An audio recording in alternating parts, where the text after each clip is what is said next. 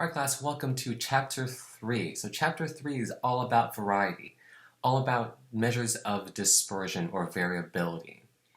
So as you recall in Chapter 2 is all about central tendency measures, right? What's the most typical, the most common response or answer to a given variable? Well, Chapter 3 is a nice complement to Chapter 2, where Chapter 3 addresses how much variability is there in our samples, in our data sets. How much dispersion is there among the people in our sample? So as we can see here, we have a bunch of different Elvis impersonators. So if you've ever been to Vegas, you've probably seen a bunch of these guys. And really, if you think about it, the measure of central tendency here is that they're all Elvis impersonators. But as we can see, they have different colors, outfits, different rhinestones, different lengths of sideburns, different heritage and backgrounds, right? Some of them are wearing glasses, some of them aren't. And so while they're all the same Elvis impersonators, they all vary in all sorts of different ways, in all sorts of different variables. And so that's what the purpose of Chapter 3 is being able to measure the dispersion or variability within our data sets and our samples. So we have two main objectives: to be able to calculate 4 measures of dispersion, and then know when do we use these measures of dispersion based upon the levels of measurement. And we'll see that the majority of the use of these different types of measures can only be used primarily on interval ratio variables. And we'll see that throughout this lecture.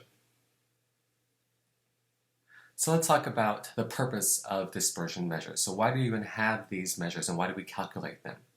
Well, in Chapter 2, we were able to find out, again, the most typical, the most common answer or response. But in here, Chapter 3, we want to know whether or not the people in our data set tend to be similar, which we mean where we're using this new term called homogeneous. So the more similar our sample looks, then we're going to say that our sample is homogeneous, which means there is less dispersion. Most people look the same. There is very little variability. Conversely, we can see whether or not our sample is different from each other. And this is where we use the term heterogeneous. And so if our participants, if the people in our sample tend to look different, then we would say that our sample is heterogeneous and that we have more dispersion, more variability. And as we'll see throughout the semester, that different data sets or different samples that have the exact same mean, which we know to be a central tendency measure, that these two different data sets or samples that have the exact same mean for a given variable can actually have very different levels of dispersion. Or these two different data sets or samples, one can be very homogeneous and the other one can be very heterogeneous. And the importance of knowing this is it actually tells us the credibility that we have in interpreting our results and whether or not we can actually take the results that we do from statistical analyses at face value, or we really have to think about these limitations. And the variability between the two groups, if they are not the same, can be a type of limitation in the research that we do, which is not a very good thing. So the 4 measures of dispersion that we're going to calculate in this class are the range, the interquartile range, the sample standard deviation, and the coefficient of variation. And most of these your textbook will cover, but not all of them. So it's important for you to watch this lecture and make sure you take good notes.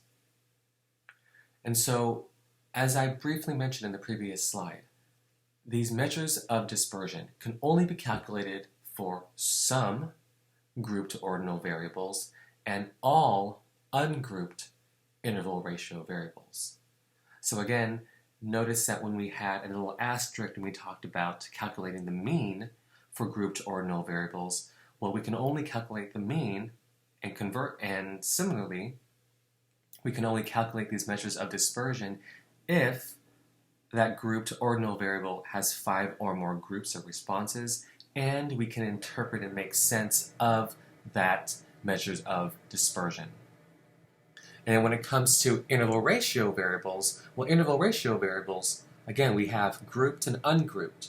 We can only calculate and report these measures of dispersion for interval ratio variables if it's only ungrouped. We can't do much if it's grouped, which is why we weren't able to calculate the mean in the previous chapter.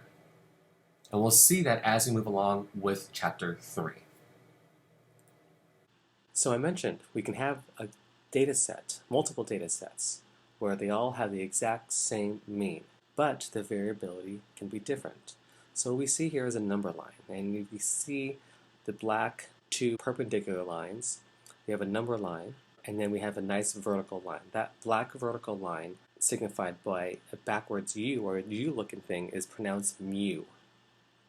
And that essentially is mu is telling us that's the population mean is equal to 0.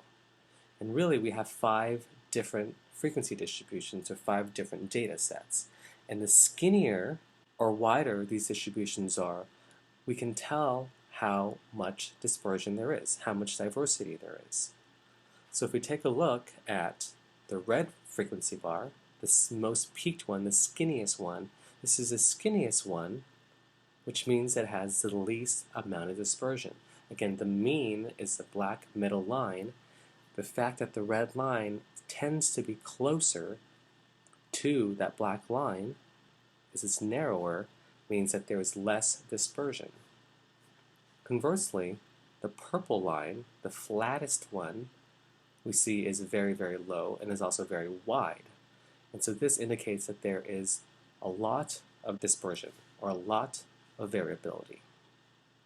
So just visually looking at these humps and at these peaks and at these distributions, we can get an idea of how much diversity or how much variability there are in these data sets. And we're going to come back to these concepts of skewness, which we talked about in chapter 2, and kurtosis, which is essentially what we see here as far as peaked and flatness, next week.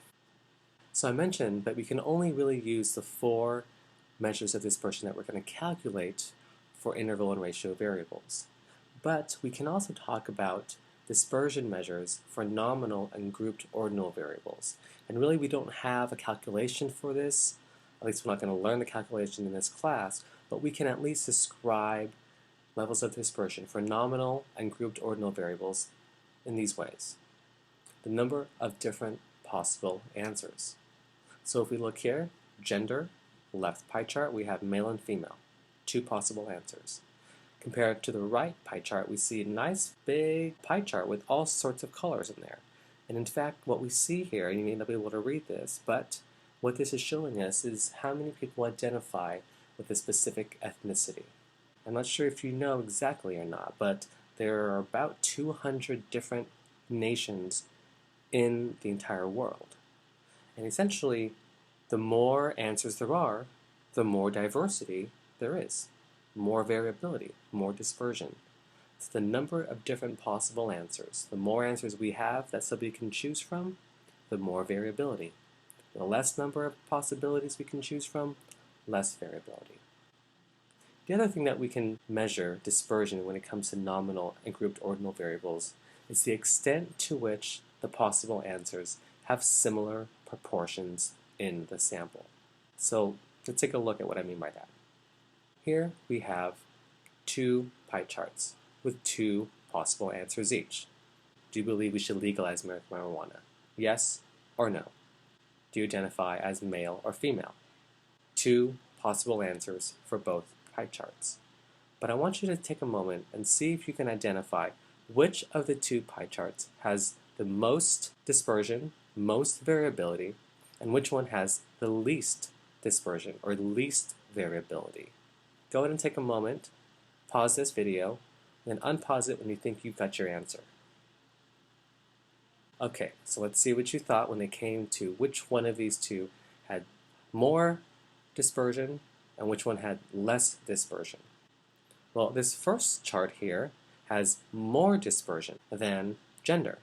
So medical marijuana, legalization, yes or no? 50-50 split. Because half of all the people said yes and half of all the other people said no, there was really no more variability than you can get than this, right? This is exactly 50-50, even split. But looking at gender, we can see we have male and females. We see that males are more represented in this sample than females. Because males make up more of the sample, there is less variability. So it's kind of a counterintuitive thought here. Right, the more you have of one group, that means there's less of the other group, which means that there's less variability. Make sense? Okay, let's move on. So here we have a variable income bracket. And we see that for each of these two pie charts, one's looking at net worth distribution, and the other one looking at financial wealth distribution, we have essentially the same 5 groups. Top 1%, next 4%, next 5%, next 10%, and then the bottom 80%. And really what we see is just a distribution that's different between each of these pie charts. Let's go ahead and take a moment and see which one of these two, net worth or financial wealth, has more or less variability. Go ahead and pause, come back when you think you've got your answer. Okay, so hopefully you had a chance to think about it. Let's see what you got. So the first one, net worth distribution, has more dispersion than the second chart because the slices are closer to being evenly distributed than financial wealth. Financial wealth has less dispersion.